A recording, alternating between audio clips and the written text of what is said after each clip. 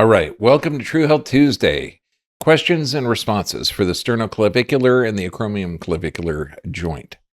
Question 1 from Variety, the Spice of Life 3953. I fell on my shoulder about 20 years ago. Ever since then, I raised my arm above my shoulder in shoulder press.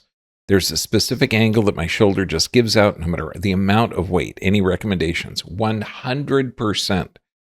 Okay, so what you've got to look at, you've got a distorted labrum. And what happens, you've got to get that cervical spine and thoracic spine corrected. Because if you have an increased kyphosis of the curve of the upper back, that scapula is going to be distorted. But if you have compromised nerve supply, that rotator cuff, which sucks that head of the humerus in that socket, is going to be off. And when you raise it, instead of just normal abducting, it's going to lift up and go down. So when you lift up to do that shoulder press, you're literally subluxating that labrum. That labrum is distorted. So you have to restore the cervical spine, make sure that thoracic spine is corrected by a good chiropractor that can take an x-ray and adjust you and take a post x-ray to show it corrected. Then do that reforming of the labrum. You got to do both shoulders. Keep your chin up, a weight big enough to open up that joint. And it's going to be between 10 and 20 pounds to open that up. Usually we use around 10 to 15 pounds. 15 pounds is going to be more for a muscular guy. 20 pounds is going to be for a really muscular guy or a muscular person. And then just move your arms in like a cross crawl fashion, but more like the speed of a grandfather clock. And that's going to restore it. So restoring the cervical nerve root, correcting any thoracic deviations, and reforming that labrum will knock it out. It's absolutely 100% a distorted labrum.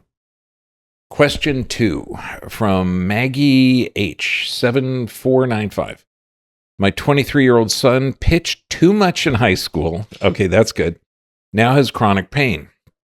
Active release technique by a chiropractor has helped, but pain returns. Any suggested? Yeah, I'm not a fan of active release technique at all. They're looking at the muscles and the tendons, which could be involved. But if you're not addressing the cervical spine, okay, and the muscle imbalance of the forearm, this is going to be huge. Now, number one, when he's throwing and pitching, that puts the shoulder under a great strain. But there are pitchers that can have a career of 20 plus years. So he's going to have a cervical spine issue. It's interesting that he may have a history of ear infections when he was a kid, which indicates that the cervical trauma could have happened at birth. So he's going to have also a distortion of the thoracic area. So get to a real good chiropractor that's going to take a static and stress x-ray of the cervical spine, possibly a stress x-ray and static of the thoracic spine. And I'd for sure check the lumbar spine too. Once you restore the nerve supply to that area, also look at the muscle imbalance of the forearm. The forearm, you have muscles that flex the hand, muscles that open the hand. It should be a 5-to-4 ratio, the flexors versus extensors. So we give a number 32 rubber band around the fingers to do a flower bud to claw, and this will work only the extensors. But you've got to do it with that curve in the neck, restoring the nerve supply, because that muscle imbalance of the forearm is super common with pitchers, particularly if they're doing any kind of twisting of the ball, like in a sinker, curve balls, sliders. All of that stuff is going to involve a little bit of rotation, but that muscle imbalance of the forearm is absolutely going to lead to shoulder issues, and the cervical spine and the thoracic spine. You've got to correct both of those. And then he can get his pitching arm back. And I work on a lot of professional athletes. This is super, super, super common. But that active release technique, they're working on the muscles. That's why it's coming back. You're not going after the correction of it. And this is what I hear all the time. My C1 keeps going out, or my C7 keeps going out, or if that keeps going, if it's not adapting, because the job of a chiropractor is to change the position, motion, and communication of that vertebrae with that central nervous system. So if they keep adjusting the same thing, they're adjusting the wrong thing. You got to figure out why it's subluxating or why the dysfunction is there. But he's going to have a muscle imbalance of the forearm, a distorted labrum, because he's going to be coming up and moving that labrum around. And ultimately, this came from a cervical and thoracic issue. And he will get his pitch and arm back. Everybody does. Question 3 from @ThePreacher. My right clavicle is loose and flexible near the neck. The right side is stiff, no flexibility. Torn cuffs previously on both sides. Any referrals for Houston?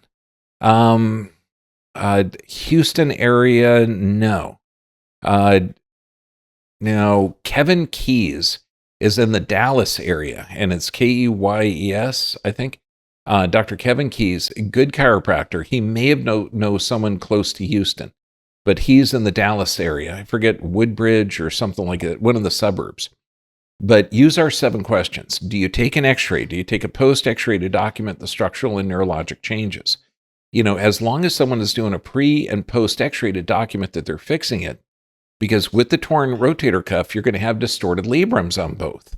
Okay, when you have distorted labrums on both, remember, you got 18 muscles sucking that shoulder in, so it guides up and down the thoracic area.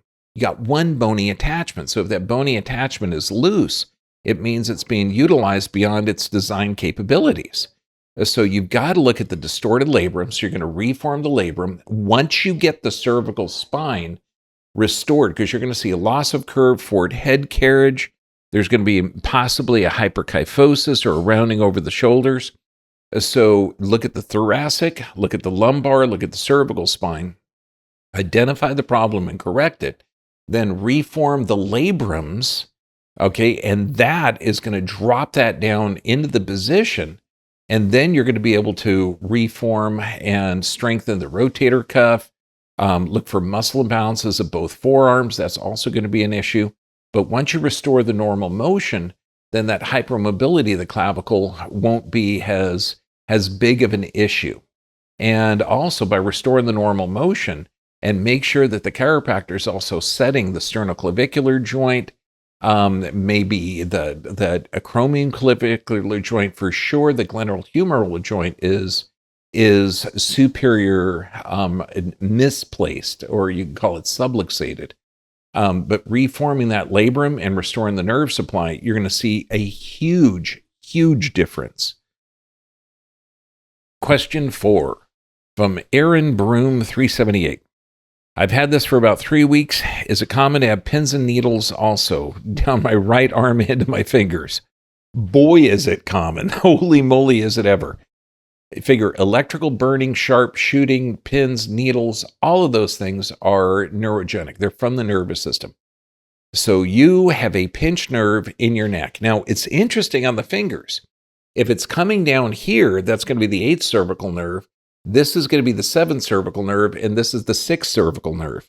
So you're looking at anything that hits the hand is going to be from C5 down to T1. So that means that there is going to be a lateral deviation.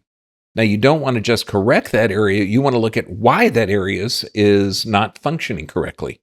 So there could be an increased kyphosis. There for sure is going to be forward head carriage.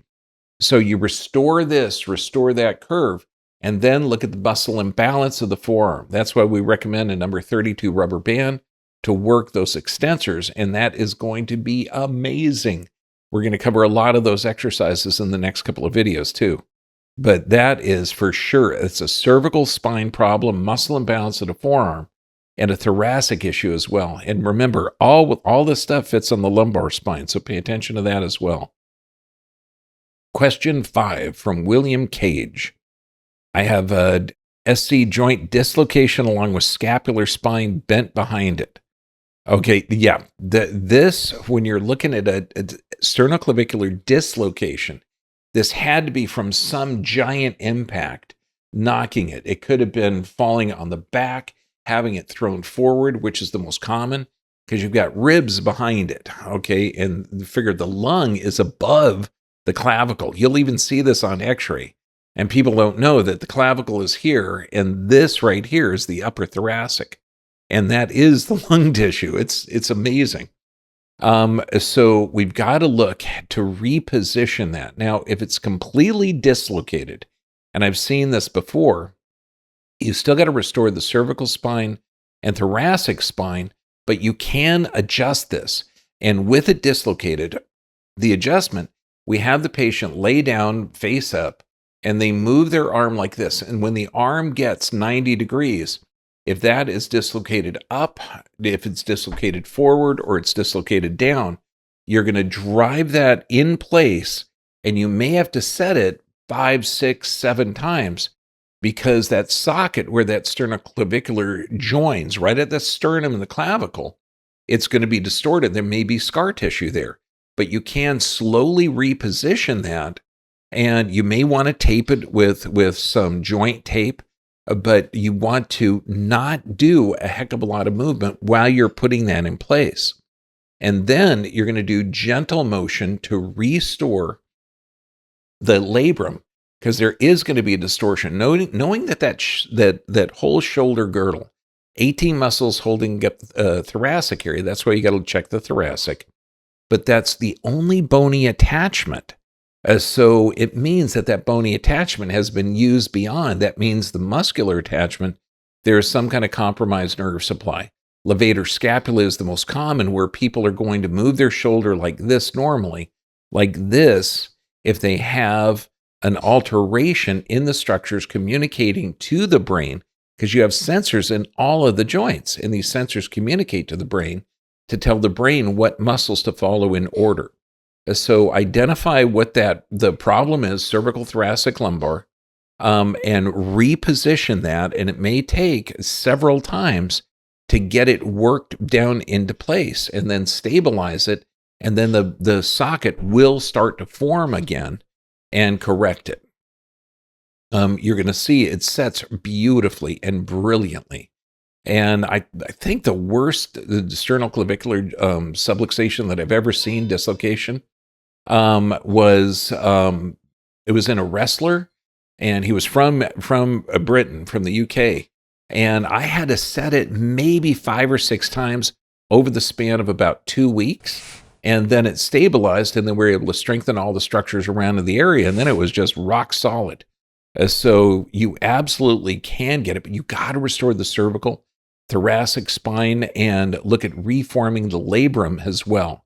And that's going to stabilize that whole shoulder girdle. If your question wasn't answered here, check out our Dr. B VIP, because then I can answer more freely about certain medical procedures that we can't talk about. God bless you all. Stay healthy, my friends, and get 2 good, strong arms. You're going to love this.